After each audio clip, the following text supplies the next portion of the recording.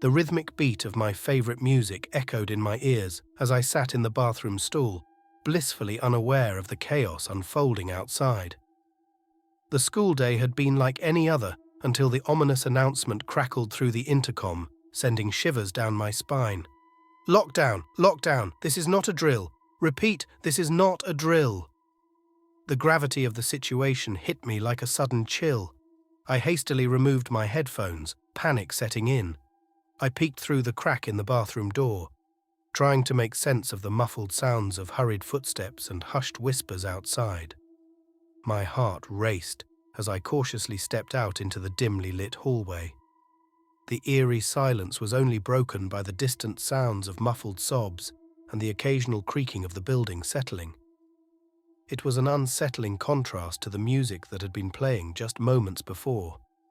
As I moved down the corridor, the lights flickered ominously overhead, casting unsettling shadows on the lockers lining the walls.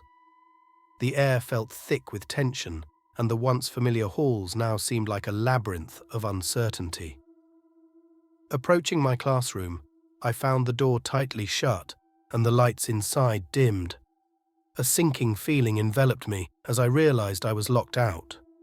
Panic surged through my veins as I fumbled with the doorknob, desperately hoping it was just a mistake. A distant shuffle echoed down the hallway, causing me to freeze. Peering around the corner, my eyes widened in terror as I spotted a shadowy figure slowly advancing toward me. The man was tall and clad in dark clothing, his features obscured by the dim lighting. I darted into the nearest classroom, praying it was unlocked. The door creaked open reluctantly, and I slipped inside, my breath catching in my throat. The room was cloaked in darkness, illuminated only by the soft glow of emergency exit signs. As I hid behind a row of desks, the intruder passed by the doorway. His heavy footsteps reverberated in the silence, each one sending a jolt of fear through my body. I held my breath, hoping he wouldn't notice my presence. The minutes dragged on like hours, and the suspense weighed heavily on me. The faint sound of sirens outside hinted at the chaos beyond the school walls. I couldn't shake the feeling that the man was still nearby, lurking in the shadows. Eventually, the distant wail of sirens grew louder, and the ominous footsteps faded away. It was only when the all-clear announcement finally echoed through the intercom that I dared to emerge from my hiding place. As the doors swung open, revealing the now calm and empty hallways, a chilling realization set in. The normalcy of the school had been shattered, leaving behind a haunting memory of a day when danger had lurked in the very halls meant for learning. It was a crisp autumn night, the air carrying a chill that hinted at the approaching winter. My friend, Mark, and I found ourselves parked in a dimly lit corner of the shopping mall parking lot, seeking refuge from the monotony of suburban life by immersing ourselves in the beats of our favorite music. The flickering streetlights cast uneven shadows, creating an ambiance that was both comforting and eerie. As the car speakers thumped with the rhythm of the music, laughter and conversation filled the air inside the vehicle. Unbeknownst to us, our moment of carefree enjoyment was about to be shattered by an unexpected visitor, one of those infamous crazy clowns that had haunted headlines in the creepy clown trend of 2016. Lost in the melody, we failed to notice the gradual approach of a shadowy figure. It wasn't until Mark glanced in the rearview mirror that he froze, his eyes widening in terror. Through the dim glow of the car's interior lights, we saw it. A twisted, painted grin illuminated by the pale glow of a streetlight. The clown, adorned in tattered clothing and smeared face paint, stood beside the car, an unsettling stillness about them. The music, once a source of joy, now seemed to mock us as it drowned out the sounds of our own breaths caught in our throats. I fumbled for the door lock, my hands shaking with a mix of fear and disbelief. The clown's hollow eyes bore into ours, a malevolence hidden behind the painted facade. The metallic click of the door unlocking seemed to echo in the stifling silence. Before we could react, the clown flung the car door open with an abrupt force that sent shockwaves through the vehicle. Our screams blended with the dissonant beats of the music, creating a cacophony of fear and confusion. A malicious chuckle escaped the clown's painted lips as they lunged toward us, their intentions veiled in the twisted anonymity of the mask. Panic seized us as we grappled with the intruder, the struggle intensified by the confines of the car's interior. Mark's desperate cries for help reverberated through the empty parking lot, but the night remained indifferent to our plight. The chilling reality of the clown trend, once dismissed as mere internet sensationalism, now manifested itself in a tangible, nightmarish encounter. In a desperate bid for escape, I managed to shove the clown away, and with adrenaline-fueled speed, we both scrambled out of the car. The clown, however, remained undeterred, their manic laughter echoing through the deserted parking lot as they disappeared into the shadows. Shaken and disoriented, we stood by the car, our breaths visible in the cold night air. The once familiar surroundings now felt alien and menacing. With trembling hands, we dialed the police, our voices shaky as we recounted the surreal encounter with the malevolent clown. As the red and blue lights of the police car approached, the residual fear lingered, a chilling reminder that the boundary between urban legend and reality could be shattered in the most unexpected moments. The creepy clown trend of 2016, once dismissed as a passing fad, left an indelible mark on that autumn night, a night when the laughter of a sinister clown pierced the illusion of safety in the most mundane of settings. It was a chilly December night, the air outside crisp with the promise of winter. The scent of pine lingered in the house, a testament to the Christmas tree that stood adorned in the corner of the living room. My parents, excitedly dressed for a Christmas party, left Charlotte and me with warm wishes before disappearing into the festive night. Charlotte and I decided to embrace the holiday spirit by having a sleepover. The plan was simple: Christmas movies, hot cocoa, and laughter.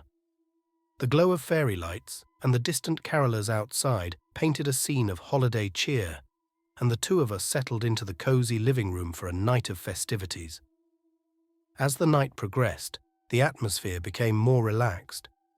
We wrapped ourselves in cozy blankets, watching classic holiday movies while the warmth of the fireplace flickered beside us. Our laughter echoed through the house, resonating with the joy of the season. Little did we know that the tranquility of the evening would soon be shattered. Around midnight, as the last embers of the fire dimmed, we decided to retire to my room for the night. The soft glow of Christmas lights adorned the walls, casting a warm ambiance that belied the chilling events that awaited us. We settled into our sleeping bags, exchanging whispers in the darkness, sharing stories of past holidays, and making plans for the winter break ahead. The comfort of friendship wrapped around us, momentarily shielding us from the lurking danger. Then, a noise disrupted the calm, a creak so subtle that it might have been dismissed as the house settling had it not sent a shiver down our spines. We exchanged uneasy glances in the darkness, our laughter replaced by a shared sense of unease. Silence followed, stretching into an agonizing moment of suspense. We strained our ears, searching for any indication that our senses had deceived us. Just as we began to convince ourselves it was nothing, a faint shuffle echoed from the hallway outside my room. I felt my stomach tighten with anxiety, and Charlotte's eyes mirrored my fear. In the hushed silence, the sound of an intruder became unmistakable. The realization hit us like a cold gust of wind, stealing our breath. Someone was in the house. Fear rendered us motionless for a moment, but survival instincts kicked in. Charlotte grabbed my arm, and we silently crawled towards the closet, our hearts pounding in our chests. The shadows seemed to stretch and contort, whispering of an unseen threat that lurked in the darkness. The intruder moved methodically through the house, their footsteps echoing ominously. The click of a door handle turning sent shivers down our spines as they explored the rooms one by one. We clung to each other in the cramped darkness, trying to stifle our breaths as if the silence could shield us. As the footsteps approached my room, I held my breath, praying for this nightmare to end. The door creaked open, revealing the silhouette of a figure framed by the dim hallway light. Panic set in as their eyes adjusted to the darkness, scanning the room. For a moment that felt like an eternity, we locked eyes with the intruder. Their features were obscured, hidden in the shadows. A sinister smile twisted their lips as they took a step forward, their intentions veiled in the eerie silence. Just as the tension reached its peak, the distant sound of carolers outside grew louder, filling the air with a haunting melody that seemed to dispel the darkness. The intruder hesitated, glancing towards the window before retreating into the shadows. We waited in tense stillness until the distant echoes of footsteps faded away. Fear held us captive for what felt like hours, reluctant to emerge from our hiding place. When we finally mustered the courage to venture out, the house was silent once more. Terrified and unsure of what we had just endured, Charlotte and I cautiously made our way to the front door, locking it behind us with trembling hands. We stood on the doorstep, staring into the winter night, the twinkling lights outside no longer holding the same warmth. The police were called, and as they searched the premises, we clung to each other, the reality of the night settling in. The sanctity of our home had been violated, and the sense of security that once enveloped us had been shattered. As the police conducted their investigation, the fear lingered, leaving us haunted by the knowledge that the holiday cheer had been marred by a chilling intrusion. The Christmas lights that once symbolized joy now cast ominous shadows, a stark reminder that darkness can invade even the most festive of nights.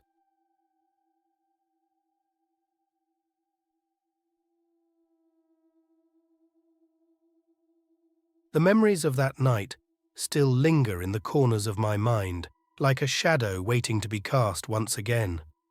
I was 14, my parents out for a late dinner with friends, leaving me alone to fend for myself in our quiet suburban home. The clock on the wall ticked steadily as I lounged on the living room couch, engrossed in a movie that served as a comforting distraction from the solitude. The glow of the television flickered in the dimly lit room, creating a cozy ambiance that belied the darkness outside. The only sounds were the occasional creaks of the house settling and the ambient hum of distant traffic. It was a normal night, or so I thought. As the movie unfolded, my senses became attuned to the subtle noises around me. A sudden creak in the floorboard, a distant rustle, innocuous sounds that could easily be attributed to the aging structure of the house or the nocturnal activities of neighborhood creatures. I dismissed them, wrapping myself tighter in the familiarity of the movie's plot. Then, a more distinct noise disrupted the quiet. A soft scraping, like the hesitant turn of a key in a lock. My pulse quickened, and I muted the television, straining my ears to confirm what I feared. The house seemed to hold its breath in the ensuing silence. There it was again, a definite sound, this time unmistakably from within the house. My stomach tightened, and I felt a chill crawl up my spine. Panic set in, and I crept to the hallway, peering into the darkness beyond. The air felt heavy with an unspoken threat. As my eyes adjusted to the low light, a figure materialized in the doorway. A man, disheveled and desperate, stood with hollow eyes that betrayed a fractured sanity. The reality of the situation hit me like a sledgehammer, freezing me in place. "Who are you? What do you want?" I stammered, my voice barely audible above the pounding of my heart. He didn't answer. Instead, a deranged smile crept across his face, sending shivers down my spine. The gravity of the situation paralyzed me momentarily, but survival instincts kicked in. I retreated, fumbling for my phone, my trembling fingers struggling to dial the emergency number. The man advanced slowly, each step calculated to heighten the fear that gripped me. The reality of the situation overshadowed the fictional horrors of the movie I had been watching moments ago. The operator on the other end became my lifeline. As I whispered my desperate plea for help, the intruder's demeanor shifted. The distant wailing of sirens grew louder, and with a final, chilling gaze, the man fled into the night, leaving me in a state of shock. The police arrived promptly, their questions and assurances providing little solace for the trauma that had unfolded. The sense of vulnerability that lingered in the aftermath colored my nights for weeks to come, a stark reminder that the line between fiction and reality can blur when you least expect it.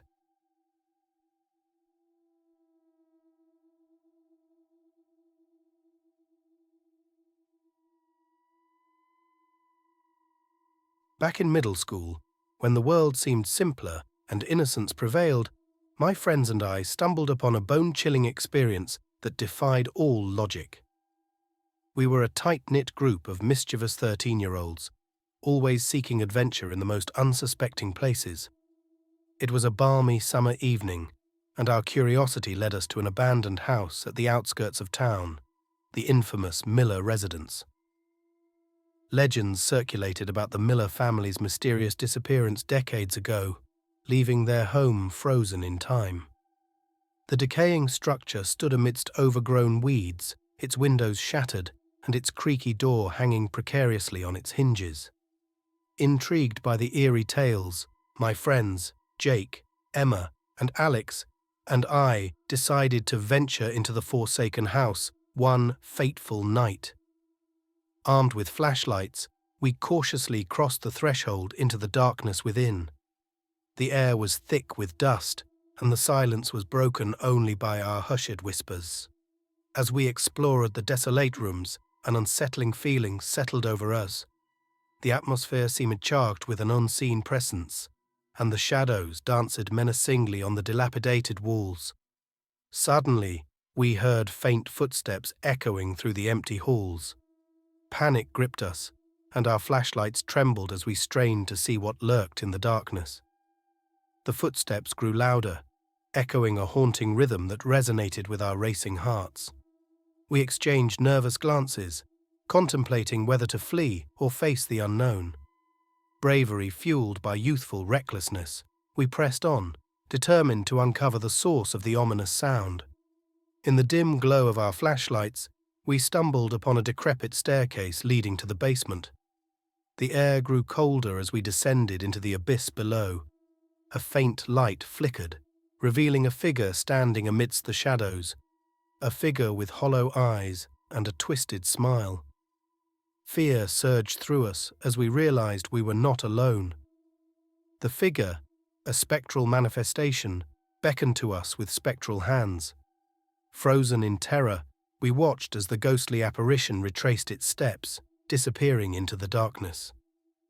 The residual echoes of ghostly laughter lingered, leaving us bewildered and shaken to our cores. We fled the Miller house that night, our hearts pounding with a mix of exhilaration and fear. When we shared our harrowing tale with classmates the next day, skepticism and disbelief met our words. The Miller house remained an abandoned relic, and our ghostly encounter became a whispered legend among us, a tale of inexplicable terror that forever bound our adolescent selves in a shared secret, one that only we, the witnesses of the supernatural, could fully comprehend. It was a chilly autumn night, and I had just returned to my college dorm after a late-night study session at the library. The campus was eerily quiet, with only the distant hum of a few streetlights breaking the silence. As I walked across the dimly lit quad, an unsettling feeling crept over me, but I dismissed it as fatigue and nerves. Upon entering my dorm, I noticed a strange sensation, as if I were being watched. I tried to shake off the unease and chalked it up to my imagination playing tricks on me. However, As I settled into my room, the feeling persisted, growing stronger with each passing moment. I decided to distract myself by scrolling through my phone, but my focus was repeatedly drawn to the window. The curtains swayed gently in the breeze, casting eerie shadows across the room. That's when I noticed something peculiar, a figure standing just beyond the glow of the streetlight. The figure was tall and slender, blending seamlessly with the darkness. Fear gripped my chest as I realized it was not a normal person. Its movements were unnatural, almost animalistic. A chill ran down my spine as our eyes met, and I could see an otherworldly glint in its gaze. Panicking, I reached for my phone to call for help, but as I dialed, the figure seemed to vanish into thin air. I hesitated for a moment, questioning my sanity, but the oppressive atmosphere lingered. A sudden gust of wind rattled the windows, and I heard a haunting guttural sound echoing through the halls. In a moment of dread, I recalled stories I had heard about skinwalkers, creatures from Navajo folklore capable of assuming the form of animals or humans. The realization paralyzed me with fear, and I frantically searched for information on how to ward off such entities. As the night wore on, I heard unsettling whispers outside my door and the scrape of claws against the walls. I barricaded myself in my room, hoping that the morning light would bring an end to this terrifying ordeal. Eventually, the ominous presence seemed to fade, and the first rays of dawn illuminated my room. I never spoke of that night to anyone, fearing that they would dismiss it as a product of an overactive imagination. But the memory of the skinwalker's haunting gaze and the unearthly sounds still sends shivers down my spine, a chilling reminder that some things exist on the fringes of our understanding, waiting to instill fear in those who dare to acknowledge their existence.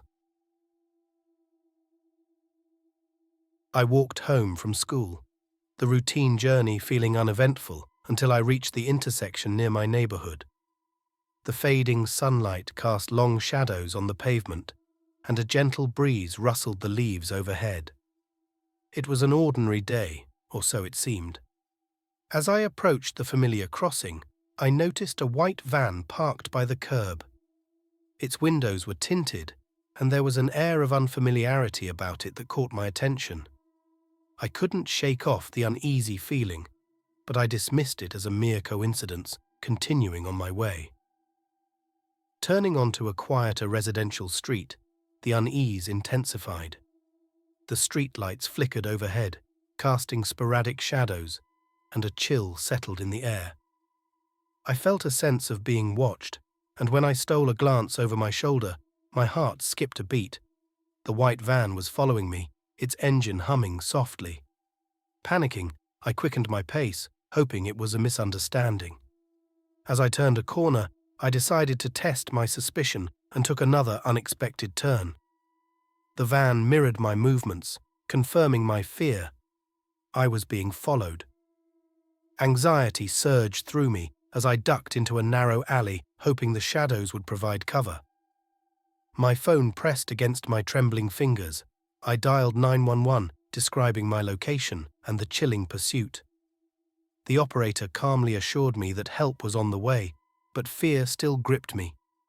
The van slowly approached the entrance of the alley, its headlights illuminating the darkness. Desperation set in as I searched for an escape route. Just as the van seemed about to close in, the distant wail of sirens filled the air. The van's headlights abruptly turned off, and it hastily reversed, disappearing into the night. The approaching police cars provided a sense of relief, and I shared the harrowing encounter with them. They promised to investigate but cautioned that finding the van might be challenging. In the aftermath, my daily walks home were never the same. The once familiar streets now carried a lingering unease, and every passing van triggered a heightened sense of alertness. The faceless driver and the intentions behind that unsettling pursuit remained a mystery, serving as a stark reminder that the line between ordinary and alarming could blur unexpectedly.